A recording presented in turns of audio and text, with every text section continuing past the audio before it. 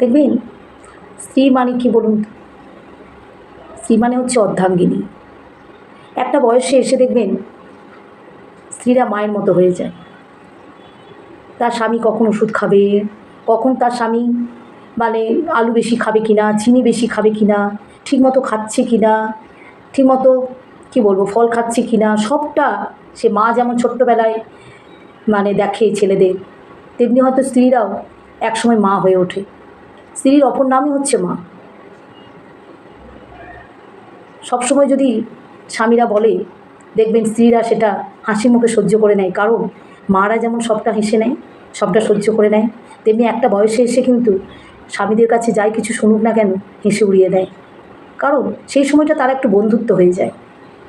তখন কিন্তু স্বামী স্ত্রীর মধ্যে দৈহিক একটা সম্পর্ক থাকে, সেটা কিন্তু থাকে না। আর তখন তখন ছেলের মতো হয়ে যায়, ঠিকমতো খাচ্ছে কি না, ঠিকমতো ঘুমাচ্ছে কি না, ঠিক আছে, মানে কি বলবো, সন্তানকে যেমন দেখে, সেটা কথায় আছে দেখবেন, খাওয়ার সময় স্ত্রীরা মায়ের মতো হয়ে যায়। স্ত্রীর জাতটাই মনে হয় এরকমই, কিন্তু তাদেরকে কেউ বোঝে না, জানেন তো?